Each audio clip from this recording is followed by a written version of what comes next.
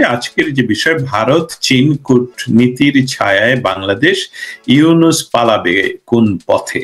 আচ্ছা, ইউনূস পালানোর জন্য আসলে বিমান লাগবে, এবং সেই বিমান যদি ভারত মহাসাগরের উপর দিয়েও যেতে চায় তাহলে সেটা অনেক হাজার ঘন্টা লাগতে পারে কোথাও পালিয়ে যাওয়ার জন্য। সেই বিষয়টা আমরা হাস্যরস তৈরি করার চেষ্টা করলাম, কিন্তু যে বিষয়টা আজকে আলাপ হবে সে বিষয়টা হবে যে বিশ্ব ব্যবস্থায় এই মুহূর্তে ভারত এবং চায়নার যে অবস্থানটা আমরা দেখতে পেলাম, সেটা আসলে কোত্থেকে পেলাম সেটা একটু বলে রাখি। সেটা হলো এসসিও সামিট। এসসিও সামিট হলো সাংহাই কোঅপারেশন অর্গানাইজেশন, যেটার জন্ম 2001 সালের 15 জুন সাংহাই। এবং সেটা কেন প্রতিষ্ঠিত হয় সেটাও আমাদের জেনে রাখা প্রয়োজন। সেটা ছিল এশিয়ার নিরাপত্তা এবং সহযোগিতা জোরদারের জন্য গঠিত হয়। এবং তার এই যে 2025 সনের যে শীর্ষ সম্মেলন, যেটা 31শে অগাস্ট থেকে আরম্ভ করে আপনি সঠিক বলেছেন 2 তারিখ পর্যন্ত চলছিল, সেখানে কারা কারা উপস্থিত ছিল সেটাও আমাদের দর্শক শ্রোতাদের জন্য বলে রাখা খুবই প্রয়োজন। অংশগ্রহণকারী দেশদের মাঝে এই সাংহাই কোঅপারেশন অর্গানাইজেশনের পূর্ণ সদস্য রাষ্ট্র রয়েছে 10টি।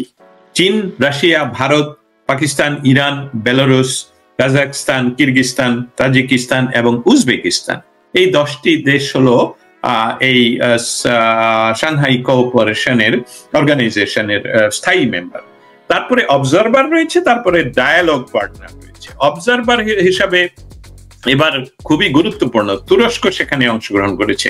তুরস্ক কিন্তু আমেরিকান অ্যালায়েন্স, মানে নেটোর মেম্বার, একজন নেটো মেম্বার, যেটা নেটো যেই দেশের জন্য বা যেই পশ্চিমের যাদের জন্য সার্ভ করে, স্পেশালি ইউএস এর, এবং ইউএস এর নেটোর মেম্বার হিসাবে তুরস্ক সেখানে অংশগ্রহণ, এটা কিন্তু খুব খুব ইম্পর্টেন্ট। এটাকে আমাদের মনে রাখতে হবে।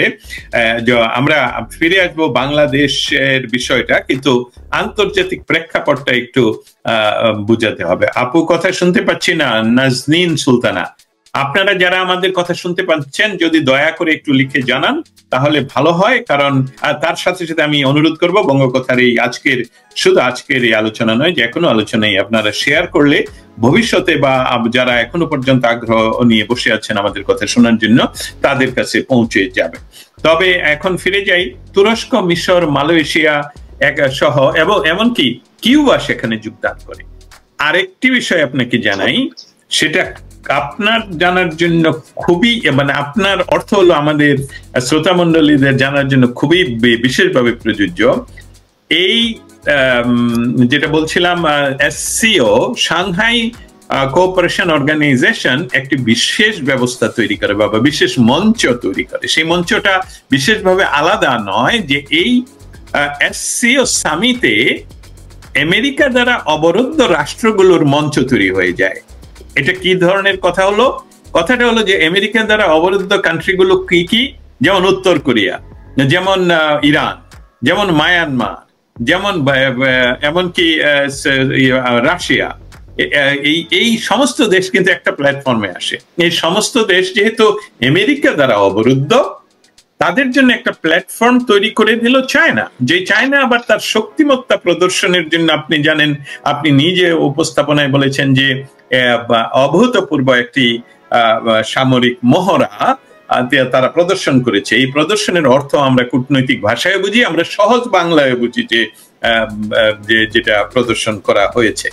আচ্ছা, সেখান থেকে এখন আমি আপনাকে রিকোয়েস্ট করব, আপনি যদি দেখতে পাচ্ছেন আপনার স্ক্রিনের নিচে আমি একটা স্ক্রিন শেয়ারের জন্য অনুরোধ করেছি, যদি এটা অ্যাপ্রুভ করেন। এই যে এখানে কি লেখা, এটা রয়টার্স। অতএব রয়টার নিয়ে আমাদের কোনো সন্দেহ থাকার কথা নয়। রয়টার্স বলেছে, India and China are partners not rivals, Modi and mister she.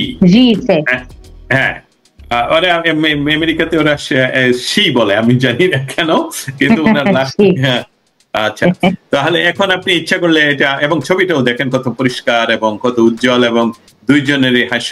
এটা নিয়ে আমি এভাবে বলবো যে যদি কারো প্রেম ভেঙে যায়, নতুন প্রেমিকার সাথে যদি নিজের প্রেমিককে বা প্রেমিকাকে দেখা হয়, তাহলে মনোকষ্টের কারণ হতেই পারে, যেটা ডোনাল্ড ট্রাম্প গত বা 24 ঘন্টা আগে নিজে উনি তার সোশ্যাল মিডিয়াতে পোস্ট দিয়েছেন যে ভারত এবং রাশিয়া চায়নার অতল গহ্বরে মানে কালো অন্ধকারে নিমজ্জিত হয়ে গেছে এবং তোমাদের জন্য বেস্ট উইশেস রোলো। এটা দিয়ে বোঝা যাচ্ছে যে পৃথিবীতে ইতিমধ্যে এমন একটা ঘটনা ঘটতে যাচ্ছে যেখানে এককেন্দ্রিক আধিপত্যবাদকে চ্যালেঞ্জ করে দিল এই 10টি রাষ্ট্র, যার নেতৃত্বে রয়েছে চায়না, রাশিয়া এবং ভারতবর্ষ বা ভারত। এবং তারা এই মিস্টার সিং সেখানে বলেছে যে, এটা আমি একদম পড়ে শোনাতে পারি, বাংলায় লেখা। চীনের প্রেসিডেন্ট শিং জিনপিং বলেন, এককেন্দ্রিক আধিপত্য নয়, আমাদের প্রয়োজন ন্যায্য এবং বহুধ্রুবীয় বিশ্ব। বহুধ্রুবীয় বিশ্ব, যে একটি ধ্রুবতারা নয়, এখন বহু ধ্রুবতারা, বহু পথ প্রদর্শক থাকবে, এবং সেটা তারা এই চ্যালেঞ্জটা করেছে। এখন আমরা যে ইয়াটা শেয়ার করলাম স্ক্রিনটা, সেটা থেকে বলি আমাদের আজকের আলোচনার বিষয়। আমরা যে বিষয়টা আমরা দেখে আসছিলাম যে সবসময় ভারত এবং চায়নার মাঝে সীমান্ত উত্তেজনা।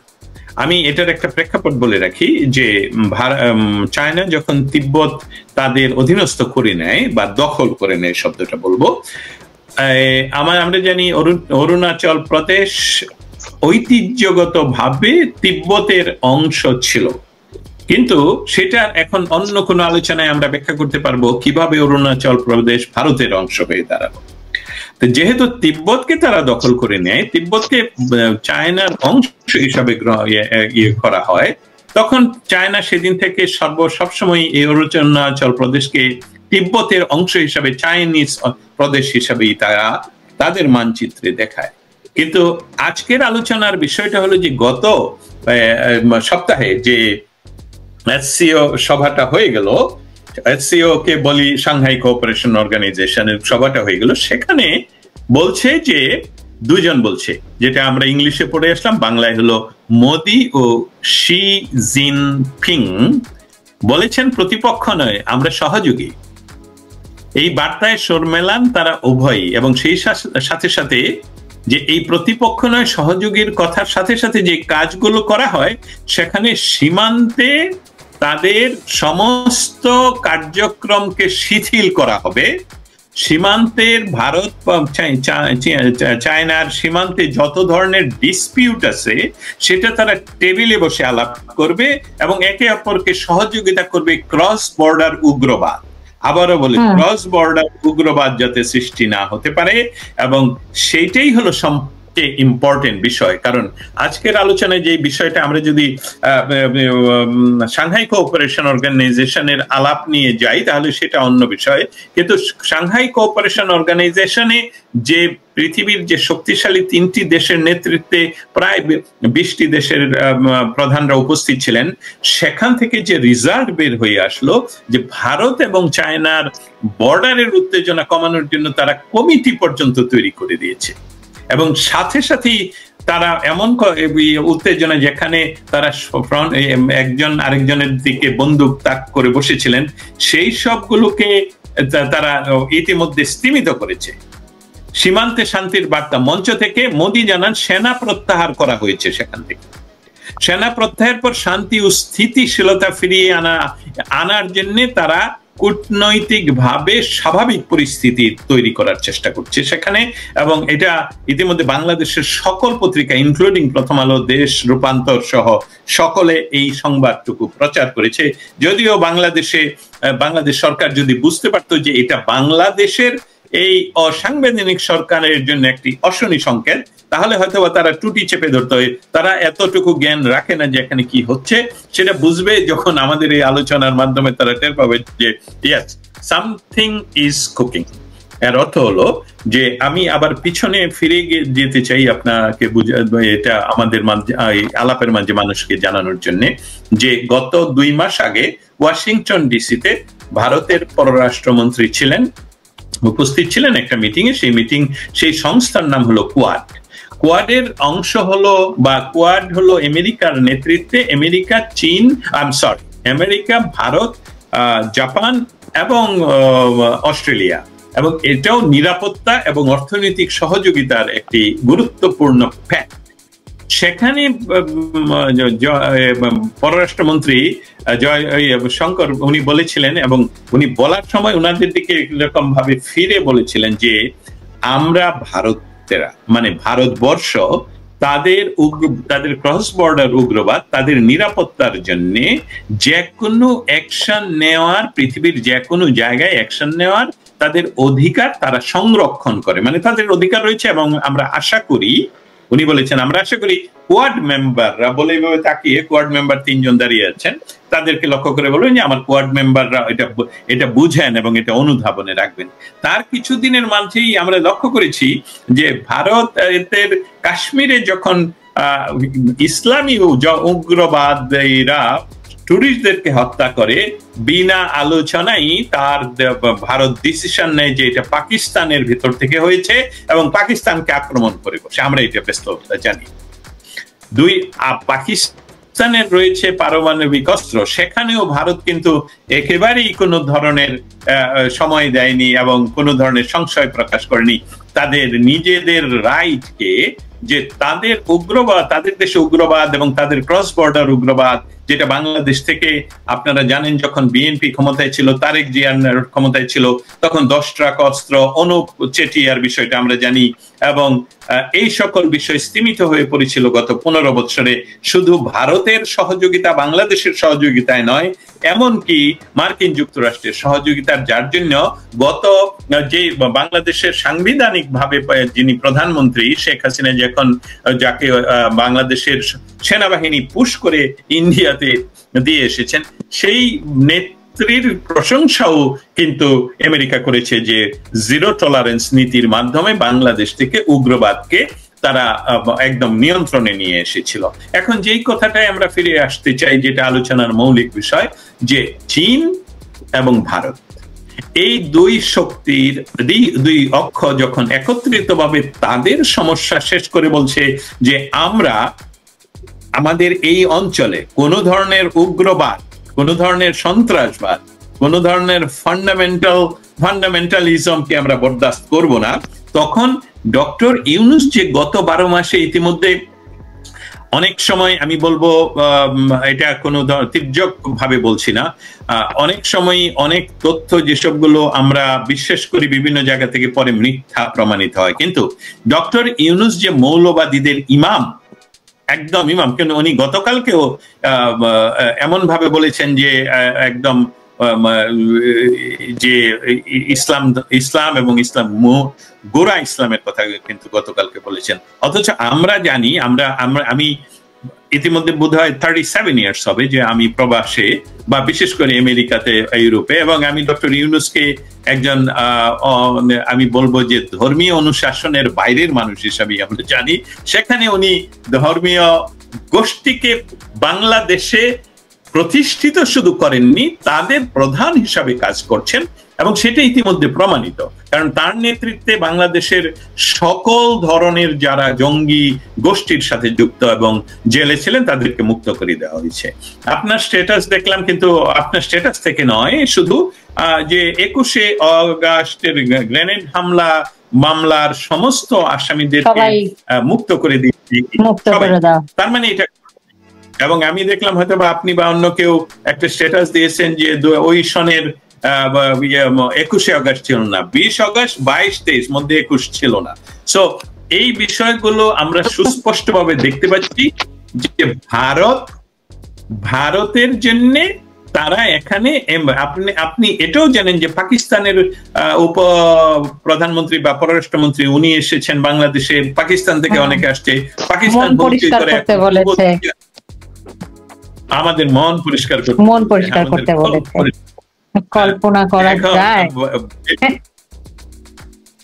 না, কল্পনার অতীত কিছুই নয়, কিন্তু আমরা কল্পনা করতে পারি না, বাস্তবতার নিরিখেই আমাদের কল্পনা করতে হয়। এবং ডক্টর ইউনূস এই যে এই কথাটা বলার জন্য আপনাকে ধন্যবাদ, যে এইটাই তো প্রমাণিত যে ডক্টর ইউনূস বাংলাদেশে উগ্রবাদের পরিচর্যা করছেন, চাষ করছেন, এবং সেটাকে আটকানোর জন্য ডক্টর ইউনূস মৌলভীদের ইমাম, অবশ্যই আবু আহমেদ, এবং সেই চাষকে বন্ধ করার জন্য ভারত যে কোনো ব্যবস্থা নিতে পারে, এবং চায়না ইতিমধ্যে তাদের সাথে এসে পড়েছে। যে কথাটা আপনি আপনার প্রথম উপস্থাপনায় বলেছিলেন যে ডক্টর ইউনূস সেভেন সিস্টার দখল করে নেবেন এবং ওনার সাঙ্গপাঙ্গরা কলকাতা দখল করে নেবেন, সেই অবস্থানটা কি আসলে আছে?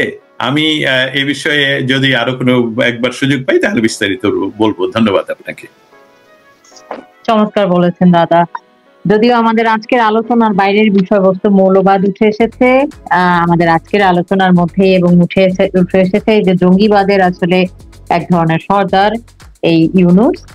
আপনি অবগত আছেন নিশ্চয়ই দাদা, গতকালকে বাংলাদেশে একজন মৃত ব্যক্তির লাশ তুলে আগুনে পুড়িয়ে দেওয়া হয়েছে। এটা কোন বাংলাদেশে আছি আমরা? এটা থেকে আপনি আর কি কি অশনি সংকেত পাচ্ছেন এবং এর পিছনের কারণ, এবং এটা কি আসলে মৌলবাদের একেবারে চূড়ান্ত রূপের বহিঃপ্রকাশ কিনা, এ নিয়ে যদি আপনি একটু কিছু বলতেন। বিষয়টা হলো যে আমাদের স্কুলে একজন টিচার ছিলেন, আমি ওনাকে সম্মানের সাথে স্মরণ করছি। উনি এখন আর ইহজগতের বাসিন্দা নয়, অজিত রায়। অজিত স্যার আমাদেরকে ক্লাসে প্রায় বলতেন যে আমরা যদি কোনো উত্তর না পারতাম, আমরা যদি পড়া রেডি করে না আসতাম, তাহলে উনি বলতেন তোর সর্বাঙ্গে ঘা, ওষুধ দেব কোথা। বাংলাদেশ ইতিমধ্যে বেদখল। বাংলাদেশ এখন যেই বাংলাদেশ বঙ্গবন্ধু শেখ মুজিবুর রহমানের চিন্তা চেতনার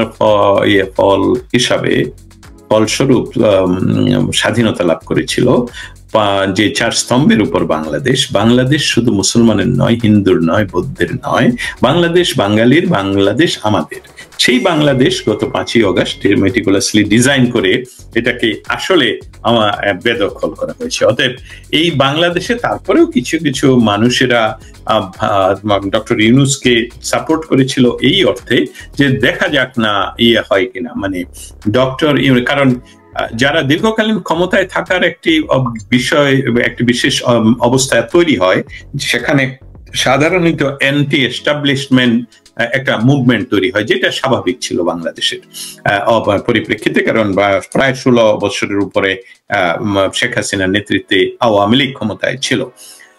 সেই সময়কার পরিস্থিতিতে ডক্টর ইউনূস কি পরিবর্তন আনবে সেরকম মানুষ চিন্তা না করেই অনেকে ওনার মেটিকুলাসলি ডিজাইন করে যে ব্ল্যাকমেলিং করা হলো সেটাকে সাপোর্ট করেছিল, যে পরিবর্তনের আশায়, আরো কিছু নতুন পরিবর্তনের আশায়। হ্যাঁ, একটা পরিবর্তন হয়েছে। আপনাদের সবসময় আপনাদের সোশ্যাল মিডিয়াতে আমি লক্ষ্য করি, আপনারা বলেন যে ইউনূস প্রতিশ্রুতি দিয়েছিল আমাদেরকে নিয়ে যাবে আমেরিকায়, কিন্তু উনি নিয়ে আসছেন আমাদেরকে পাকিস্তানে বা আফগানিস্তানে। মানে এই বিষয়টাই কিন্তু আপনাকে স্পষ্ট বলে দিচ্ছে যে বাংলাদেশে এই মুহূর্তে কোন ধরনের আইনের শাসন নেই, কারণ যারা মেটিকুলাসলি ডিজাইন করে ক্ষমতা দখল করেছে তারা তো অসাংবিধানিক। অতএব জনগণের সাথে তাদের কোনো সম্পর্ক নেই।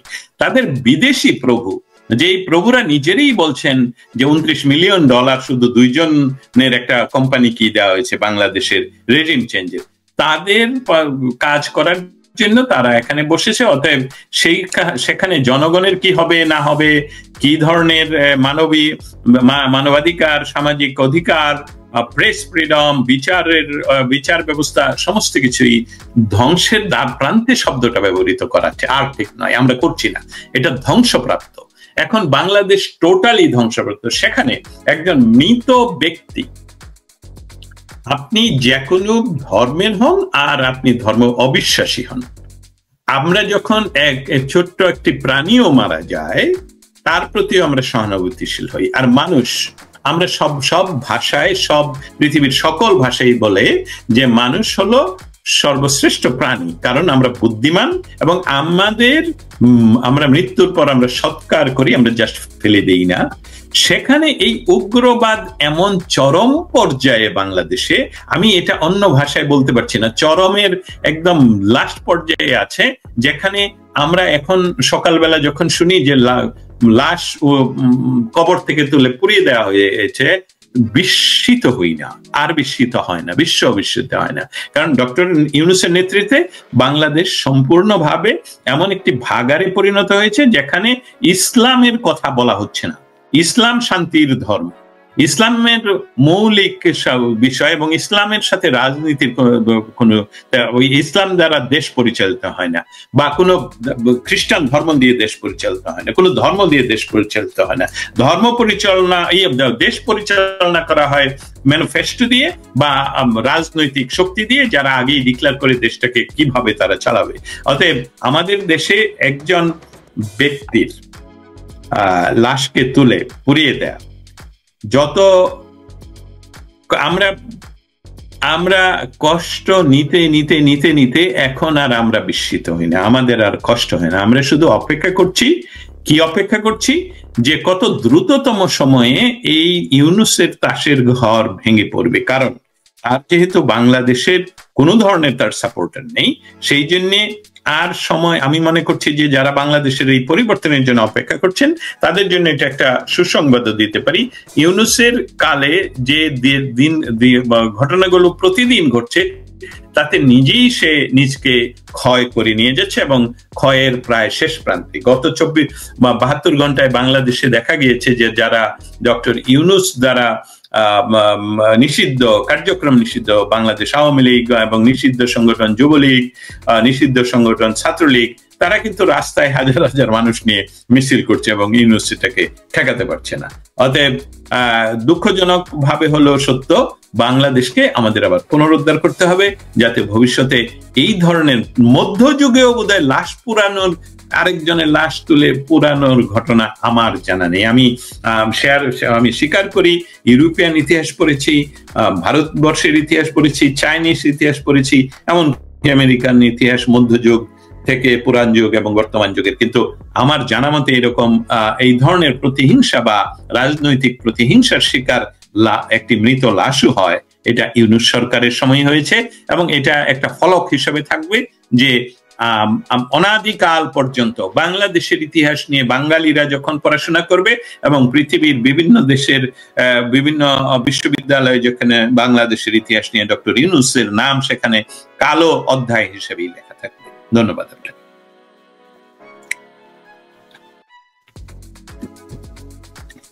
দীপান্বিতা মার্টিন, আপনার কথা বুঝতে পারি কিন্তু শব্দ, হ্যাঁ আমি মিউটেড ছিলাম। ধন্যবাদ দাদা। একটু নার্ভাসও থাকি আপনাদের মতন বিজ্ঞজনদের সাথে লাইভ করবার সময়, কারণ আপনারা আমাদের শিক্ষক। এখানে একজন মন্তব্য করেছেন, ভাই না বোন আমি আসলে জানি না, মন্তব্যটা তুলে ধরছি দাদা আপনার উদ্দেশ্যে। তিনি লিখেছেন, তিনি জানতে চাইছেন জাহাঙ্গীর ভাই সেনাবাহিনীর ভূমিকা ও ভবিষ্যৎ কি দেখতে পাচ্ছেন, যদি বলতেন। আমি এই বিষয়টি নিয়ে, ধন্যবাদ এই প্রশ্নের জন্য। এই বিষয়টি নিয়ে আমি মনে হয় কয়েকজন যারা বিশ্বব্যাপী এই কথাটা বলছেন তাদের মধ্যে আমি একজন। সেনাবাহিনীর কথা বলতে গেলে খুব সংক্ষেপে কিন্তু খুব স্পষ্ট কিছু কথা রয়েছে, সেটা বলি। বাংলাদেশ সেনাবাহিনীর জন্ম জাতির পিতা বঙ্গবন্ধু শেখ মুজিবুর রহমানের হাত ধরে। বাংলাদেশের গৌরবের ইতিহাস আমাদের স্বাধীনতা সংগ্রামের মাধ্যমে 1971 সালে সেই সেনাবাহিনী বাংলাদেশের যে বাংলাদেশ সহ বিশ্বের যিনি নেতা বঙ্গবন্ধুকে হত্যা করেছে সরাসরি এই সেনাবাহিনী। এই সেনাবাহিনী পরবর্তীতে আরেকটা কাজ করে, তারা আরেকজন বাংলাদেশের রাষ্ট্রপ্রধানকে হত্যা করে। তারা তারপর যে কাজটা করেছে, তারা দুইবার ক্ষমতা দখল করে অসাংবিধানিক ভাবে বাংলাদেশে। তারা এখন সর্বশেষ যে কাজটি করেছে সেটা হলো তারা নিজেরা ক্ষমতায় আসীন পিছন থেকে তারা কয়েকজন এই টুকাইকে সামনে রেখেছে যারা ব্যক্তিগত জীবনে অসচ্ছল ব্যক্তিগত জীবনে তাদের পড়াশোনা নেই এবং তাদের রাজনৈতিক কোনো ক্যারিয়ার নেই, কানেকশন নেই। তাদেরকে এই সশস্ত্র এই সেনাবাহিনী তাদের নিজেদের গাড়ি দিয়ে বাংলাদেশ ভ্রমণ করানো হয়েছে গত মাসে, আপনারা দেখেছেন যে, এবং তাদেরকে প্রোটেকশন দেওয়া হয়েছে। এই সেনাবাহিনী গত 16ই জুলাই বঙ্গবন্ধুর জন্মস্থানে এই এনসিপি নেতৃবৃন্দদেরকে নিয়ে যায় যে মার্চ টু গোপালগঞ্জ। এটা কিন্তু মিলিটেন্ট ওয়ার্ডিং। আমরা ওয়ার্ডিং গুলো বুঝি, যেমন আমার পিছনে আপনি দেখতে পাচ্ছেন লেখা দ্য ভয়েস নিউজ। আপনি ভয়েস নিউজের একজন এক্সিকিউটিভ এডিটর আর অ্যাসোসিয়েট এডিটর। এই যে স্পষ্টভাবে লেখা দ্য ভয়েস নিউজ, অতএব এখান থেকে আপনি বুঝতে পারছেন আমরা কি মিন করতে চাচ্ছি। এটা মিলিটেন্ট ওয়ার্ড নয়। আর আমার পেছনে যদি এখন লেখা থাকতো যে March to summer, March to এই যে যমুনা, এটা হলো মিলিটেন্ট। তার অর্থ হলো যে আমরা সেখানে যাব, আমরা সেটাকে ধ্বংস করব। অতএব তারা ডিক্লার করে সেখানে গেল এবং বাংলাদেশ সেনাবাহিনী যে কাজটুকু করলো, তাদেরকে প্রোটোকল দিল, তাদের সাঁজোয়া যান ব্যবহার করতে দিল এবং সেখানে এই বিশ্লেষণটা আপনার অনুষ্ঠানেই আমি এটা করি, তাহলে আমাদের জন্য ভালো হবে। আমরা যারা দেখুন গোপালগঞ্জে সেদিন কি ঘটলো, গোপালগঞ্জে আওয়ামী লীগ সহ কোন রাজনৈতিক দল তাদের এই মার্চ টু গোপালগঞ্জকে বাধা দেওয়ার জন্য কোনো অ্যান্টি আয়োজন করেনি, প্রতিবাদমূলক কিছুই আয়োজন করেনি। তারা তাদের পুলিশ বাহিনী, মিলিটারি বাহিনী, ম্যাজিস্ট্রেট বাহিনী সমস্তদেরকে নিয়ে গাড়ি বহর নিয়ে আমরা লাইভে দেখছিলাম, তারা গোপালগঞ্জে পৌঁছলেন এবং তাদের সরকারের টাকায় হোক আর বিভিন্ন মানুষের টাকাই হোক, তারা যে স্টেজ তৈরি করলেন, সেই স্টেজের সামনে আমরা লাল অনেকগুলো খালি চেয়ার দেখতে পাই এবং সামনে বোধহয় 10 জন বা 20 জন বসা ছিলেন, তাদের সকলেই সাংবাদিক। 2 জনকে সেখানে দেখা গেছে তারা কি আসলে বাংলাদেশি না আফগানি, এবং তাদের চেহারা, চরিত্র এবং বেশভূষায় দেখা গেছে তারা আসলে মস্তান শব্দটা ব্যবহার করলাম, তারা হলো ক্যাডার। 2 জন ছিল। আর স্টেজে যখন তারা আসে এই এনসিপির, তারা সেখানে বাংলাদেশের জাতির জনকের প্রতি এরকম অসম্মানমূলক শব্দ চয়ন করছিলেন, তখন উপস্থিত জনতা চতুর্দিক থেকে এই সভা পণ্ড করে দেয়। আমরা দেখেছি সেখানে এই লাল চেয়ার গুলো উঠতে, আমরা কিন্তু দেখিনি কেউ কাউকে আহত করতে বা মারতে বা লাঠি পেটা করতে বা গুলি করতে বা ছুরি দিয়ে আঘাত করতে। এই অ্যানালিসিসটা আমি আশা করি আমরা যারা শুনছি আপনারা শেয়ার করবেন, কাট করবেন। এটা সেখানে কিন্তু গোপালগঞ্জবাসী এই স্বভাব এসে পণ্ড করে দেয়। পণ্ড আর আক্রমণ, প্রতি আক্রমণ কিন্তু বিভিন্ন ওয়ার্ডিং এবং টার্মিনোলজি, অন্য শব্দ। তারা বলছিল মার্চ টু গোপালগঞ্জ, সেখানে প্রতি উত্তরে তারা কিছুই করেনি।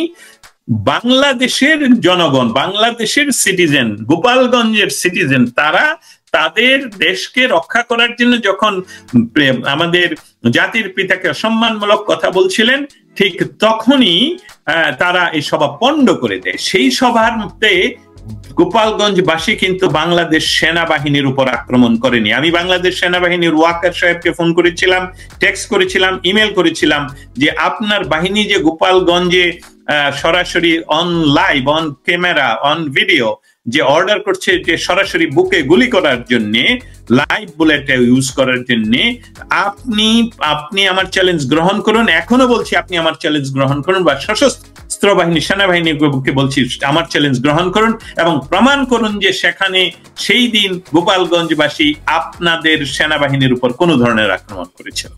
অতএব নিরস্ত্র এবং সম্পূর্ণ শান্তিপূর্ণ দেশের জনগণের উপর সেদিন এই সেনাবাহিনী সরাসরি তাদের লাইভ গুলি বর্ষণ করে। যেই সেনাবাহিনী 3রা অগাস্ট বলেছিল এই সেনাবাহিনী তার দেশের মানুষের উপর গুলি করবে না।